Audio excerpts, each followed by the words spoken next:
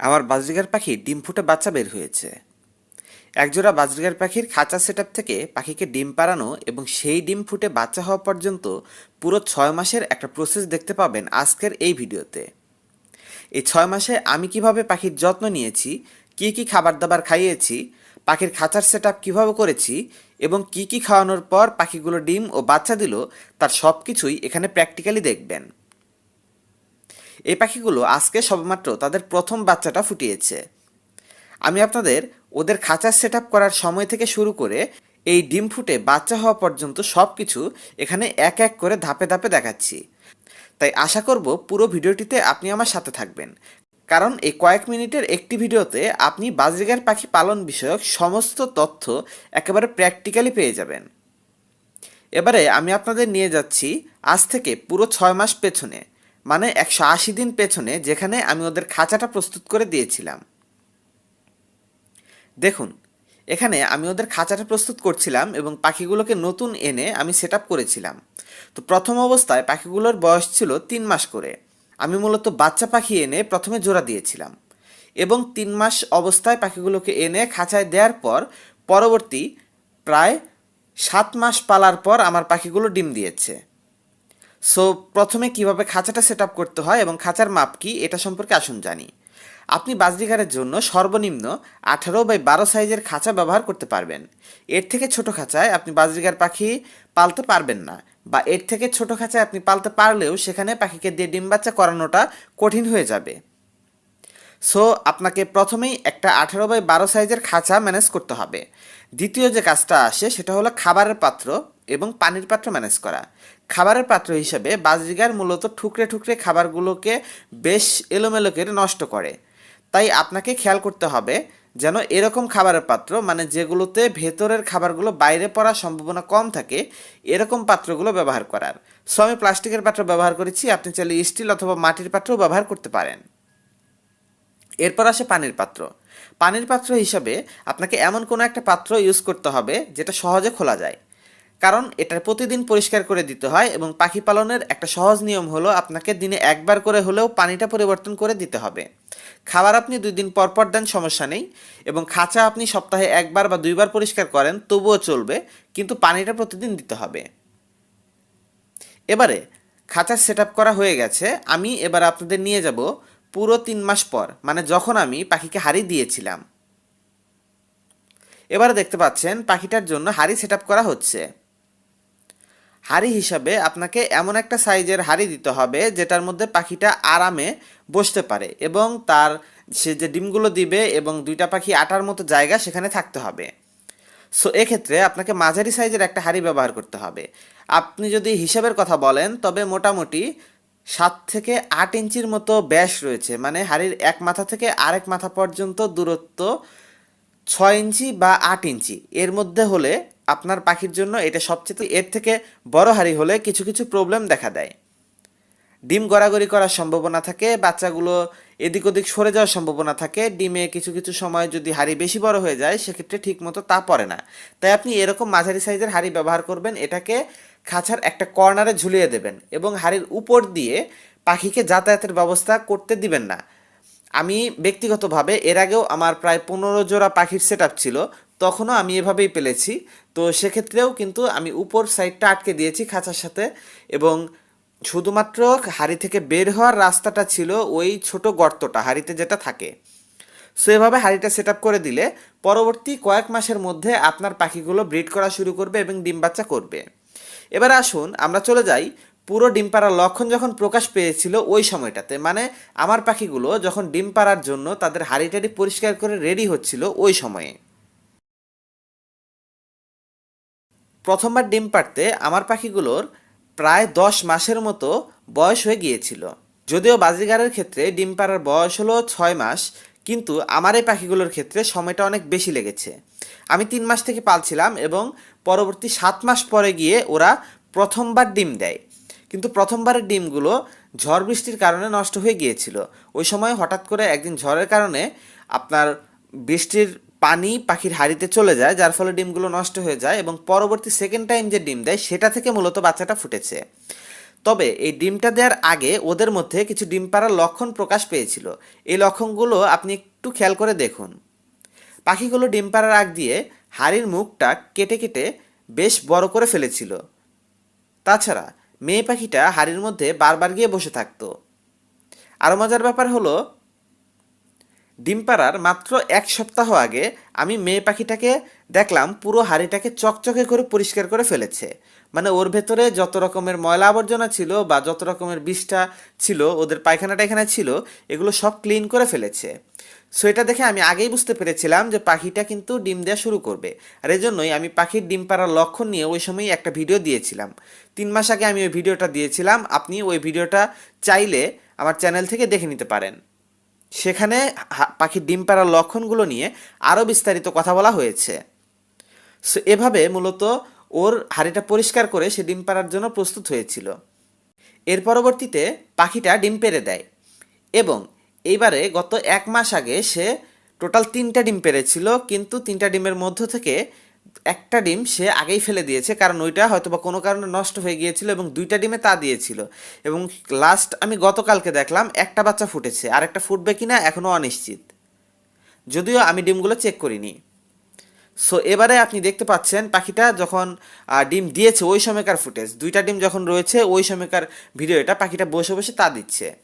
So এবারে আমি আপনাদের ফাইনাল ফুটেজটাই নিয়ে যাচ্ছি এবং যখন পাখির ডিম থেকে বাচ্চাটা ফুটে গেছে সেটা দেখাচ্ছি। আর আমি এই সময়গুলোতে পাখিকে কী কী খাবার খাইয়েছি এবারে এটা নিয়ে কথা বলছি। সো এবার আসুন প্রেজেন্ট টাইমে চলে আসি। প্রেজেন্ট টাইমে দেখুন এখন কিন্তু পাখির একটা বাচ্চা ফুটেছে এবং আরেকটা ডিম ফোটার অপেক্ষায় রয়েছে, নাকি এটা নষ্ট হয়েছে এখন আমরা চেক করিনি, আরও 4-5 দিন দেখব তারপর চেক করব।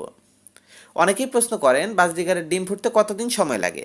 আসলে সময় লাগে প্রায় 18 থেকে 25 দিন, কারণ যতগুলো ডিম দিয়েছে এদের মধ্যে একদিন করে গ্যাপ থাকে। সো সেক্ষেত্রে যদি 3টা ডিম আমার পাখি দিয়ে থাকে, তবে 3টা ডিমের ক্ষেত্রে দেখা গেছে একদিন একদিন করে গ্যাপ দিলেও 6 দিন লেগেছে। সো এই হিসাবে 18 আর 6 আমি 24 দিন পর্যন্ত দেখব এই ডিমটাকে এটা ফুটে কিনা। আর একটা ব্যাপার হলো পাখিটা যেহেতু নতুন, তো প্রথমবার একটা বাচ্চা অলরেডি ফুটিয়েছে, এতেই আমি খুশি। পরবর্তী সময়ে হয়তো আমরা আরও বেশি বাচ্চা দেখতে পাবো, ও আরও বেশি এক্সপার্ট হয়ে যাবে এবং তখন বাচ্চার পরিমাণ আরও ধীরে ধীরে বাড়বে। সো যাই হোক, যে কথাটায় ছিলাম, আমি পাখিগুলোর যত্ন কীভাবে নিয়েছি, ওদের কী কী খাবার খাইয়েছি, কী ধরনের যত্ন পরিচর্যা করেছি, এবার এটা নিয়ে কথা বলি। আসলে আমি কিন্তু বাজরিগার পাখিগুলোকে এখনও পর্যন্ত কোনো রকমের মেডিসিন বা কোনো ওষুধ, কোনো ক্যালসিয়ামের প্রিমিক্স কোনো কিছুই খাওয়াইনি, সত্যি কথা যেটা। কারণ আমি জানি এই সমস্ত ওষুধগুলো পাখিকে খাওয়ালে পাখিগুলো ইমিডিয়েটলি ডিম টিম দিতে পারে বা ইমিডিয়েটলি তাদের একটু ফিটনেস ভালো হতে পারে, কিন্তু আলটিমেটলি পাখির ক্ষতিই হয়। ইভেন আমি মাল্টিভিটামিনও খাওয়াইনি, আমি সব কিছু ন্যাচারাল রাখার চেষ্টা করেছি। আমি আমার এই পাখিগুলোকে খাবার হিসাবে প্রতি সপ্তাহে 4 থেকে 5 দিন করে বিভিন্ন রকমের শাকসবজি, তুলসী পাতা, পুদিনা পাতা, সজনে পাতা, এই সমস্ত ন্যাচারাল খাবারগুলো দিয়েছি। এগুলো খেয়ে আমার পাখিগুলো এমনিতেই সুস্থ সবল ছিল এবং তাদের ইমিউন সিস্টেমটা ভালো ছিল। তাছাড়া আমি সপ্তাহে 2 দিন করে ওদেরকে ডিম দিয়েছি। এই যে ফার্মের মুরগির ডিম যেটা যেটা আমরা নর্মালি লাল ডিম যেটা আমরা খাই, সো এই ফার্মের মুরগির ডিমগুলো আমরা এই সিদ্ধ করে সামান্য একটু ডিমের অংশ এটা পাখিকে দিয়েছি। এবং এটা আমি যদি অ্যাভারেজ আপনাদের বলি, প্রতি সপ্তাহে 2 দিন করে, যেমন শীতের সময় 3 দিন দেওয়া যায়, আবার গরমের সময় 1 দিন বা 2 দিন দিলে চলে। সো এই ডিমটা দিয়েছি। আর হচ্ছে গিয়ে ওই যে শাকগুলোর কথা বললাম, শাক এবং বিভিন্ন ভেষজ পাতা, এগুলো আমি রেগুলার দেই, বলা যায় সপ্তাহে 5 থেকে 6 দিনও দেই। সো কী কী দেই সেটা নিয়ে আমি আপনাদের সাথে আরেকটা ভিডিওতে ফুল ডিটেলসে আলোচনা করব। সো এখন বাকি বিষয়গুলো সম্পর্কে বলার চেষ্টা করি। আর কি কি খাইয়েছি আমি খাবারের মধ্যে ওদেরকে, অন্য যে জিনিসটা খাইয়েছি সেটা হলো ওই যে সিড মিক্স, যেটা এটা তো খাওয়াতেই হবে, এটা ম্যান্ডেটরি। তাছাড়া ওদেরকে আমি মিনারেল ব্লক দিয়ে রেখেছিলাম, এটা সবসময়ই আমি প্রায় দিয়ে রাখি মিনারেল ব্লকটা। সো আপনাকে এই 3টা জিনিস মেনটেন করতে হবে। নাম্বার 1 হচ্ছে seed mix. So seed mix হিসাবে আমি মূলত রেডিমিক্স সিডটা কিনে আনি। এটা যদি আপনি খুচরা কিনতে যান সেক্ষেত্রে দেখা যাবে 80 থেকে 100 টাকার মধ্যে দাম নিবে, আর যদি আপনি প্যাকেটজাতগুলো কিনেন তবে প্রায় 150 টাকার মতো দাম নিবে। আমি বেশি সম্ভব প্যাকেটজাতগুলোই খাওয়ানোর চেষ্টা করেছি, তবে কিছু কিছু সময় খোলাটাও খাইয়েছি, একটু ঝেড়ে টেড়ে তারপর খাইয়েছি। তাছাড়া আপনি যদি নিজে থেকে সিড মিক্সটা তৈরি করতে চান তবে মোটামুটি 50% পরিমাণ চীনা, মানে 50% চীনা এবং 40% পরিমাণ কাউন মিক্স করতে হবে, মানে 90% এই দুইটা খাবার মিক্স করে, আর বাকি যে খাবারটুকু থাকবে এটুকু সূর্যমুখীর বীজ, তারপর লাল চীনা যেটা, তারপর পোলাও ধানের বীজ, এরপর কুসুম ফুলের বীজ, এই সমস্ত 4-5 রকমের সিড মিক্স করে আপনাকে মূলত খাবারটা প্রোভাইড করতে হবে।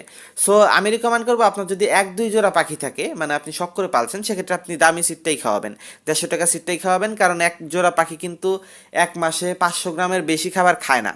আমি এবারে যেটা দেখেছি 500 থেকে 600 ম্যাক্সিমাম যায়, এর বেশি খায় না। তো আপনি যদি ঝেড়ে ঝেড়ে প্রতিদিন খাবারটাকে ঝেড়ে যে খাবারটুকু বেঁচে আছে সেটুকু যদি পাখিকে দিয়ে নতুন করে একটু একটু করে খাবার রেগুলার অ্যাড করে দেন তবেই চলবে, তবে খাবারটা অনেক কম লাগবে। আর যদি একবার দিলেন, পাখি যেটুকু প্রয়োজন খেলো, আপনি ফেলে দিয়ে আবার নতুন খাবার দিলেন, এক্ষেত্রে খাবারের অপচয়টা একটু বেশি হয়। এই জন্য আমি বলবো আপনি একটু ঝেড়ে দেবেন খাবারটা একদিন পর পর। সো এই হলো খাবার দাবারের মেনুগুলো মেনটেন করেছি। আর একটা গুরুত্বপূর্ণ বিষয়, আমি আপনাদের বললাম যে আমি কোনো রকমের ভিটামিন প্রিমিক্স খাওয়াইনি, বা আমি কোনো রকমের ওষুধপত্র আমার পাখিগুলোকে কখনোই খাওয়াইনি। আমি এই যে শুরু থেকে আমার পাখিগুলো আপনাদের দেখাচ্ছি, আজকে কিন্তু প্রায় অনেক দিন হয়ে গেছে আমি এই বাজরিগার পাখিগুলোকে আপনাদের সামনে নিয়ে আসছি, ওদের বিভিন্ন প্রয়োজনীয় ভিডিও আপলোড করছি। সো আমি কিন্তু এখনো পর্যন্ত আপনাদের দেখাইনি যে আমি ওদের কোনো ওষুধ খাওয়াচ্ছি। আর বাস্তব কথা হলো, আমি তাদের এখনো পর্যন্ত কোনো ওষুধ খাওয়াইনি। আমি ওদের ভিটামিনের অভাবটা পূরণের জন্য আমার বাসায় সজনে পাতা গাছ আছে, আমি সেই গাছটা থেকে প্রতিদিন কিছু কিছু করে পাতা ওদেরকে এনে দেই। এটার মধ্যে এটা সজনে পাতা এতটা শক্তিশালী একটা খাবার যেটা আপনি কল্পনা করতে পারবেন না। এর মধ্যে যে পরিমাণে ক্যালসিয়াম থাকে, এটা দুধের থেকে 8 গুণ বেশি ক্যালসিয়াম এটা বহন করে। এটা হিউজ মাত্রায় ভিটামিন সি থাকে। কমলার মধ্যে আমরা জানি অনেক ভিটামিন সি থাকে, কিন্তু এই সজনে পাতাটার মধ্যে কমলার থেকে 4 গুণ বেশি পরিমাণে ভিটামিন সি থাকে। তাছাড়া অন্যান্য যত রকমের ভিটামিনের প্রয়োজন আছে একটা পাখির, সো এইরকম প্রত্যেকটা ভিটামিন, প্রায় ভিটামিন এ থেকে শুরু করে সবগুলো ভিটামিন এটার মধ্যে বিদ্যমান থাকে। তাছাড়া অনেকগুলো খনিজ উপকরণও থাকে। তাই আমি আপনাদের বলবো, আপনি যদি কোনোভাবে সম্ভব হয় সজনে পাতাটা পাখিকে অবশ্যই খাওয়াবেন। এটা খাওয়ালে আপনার পাখির ভিটামিনের জন্য যে আলাদা ওষুধ খাওয়ানোর প্রয়োজন, সেটার প্রয়োজন থাকবে না। আপনি এই একটা জিনিস মেনটেন করলেই হবে। তাছাড়া আমি আমার পাখিগুলোকে নর্মালি, এদের এখনও পর্যন্ত কোনো অসুখ হয়নি, তবে ঠান্ডা ঠান্ডার সমস্যা যদি আমি দেখি হওয়ার সম্ভাবনা আছে, এই সমস্ত সময়ে আমি ওদের একটু একটু করে তুলসী পাতা দিই, এবং নর্মালিও আমি প্রতি সপ্তাহে 1-2 দিন করে ওদেরকে তুলসী পাতা দিয়ে থাকি। সো এই ধরনের খাবারগুলো যদি আপনি মেনটেন করতে পারেন, তবে আপনি আশা করতে পারেন আপনার পাখিগুলোও দ্রুত ডিম বাচ্চা করবে। এবং আমি বলবো যে কোনো ওষুধের দিকে যাওয়ার প্রয়োজন নেই, আপনি এই সমস্ত ন্যাচারাল জিনিসগুলো দিয়েই পাখি পালার চেষ্টা করুন, এবং রেজাল্ট কিন্তু আপনাদের সামনে। পাখিটা কিন্তু অলরেডি বাচ্চা দিয়ে দিয়েছে। সো ভিডিওটি কেমন লাগলো অবশ্যই কমেন্ট করে বলবেন। আর এই ধরনের বাজরিগার পাখি এবং অন্যান্য পোষা প্রাণী পালন নিয়ে দরকারি ভিডিও সবসময় পাওয়ার জন্য আমাদের চ্যানেলকে সাবস্ক্রাইব করবেন।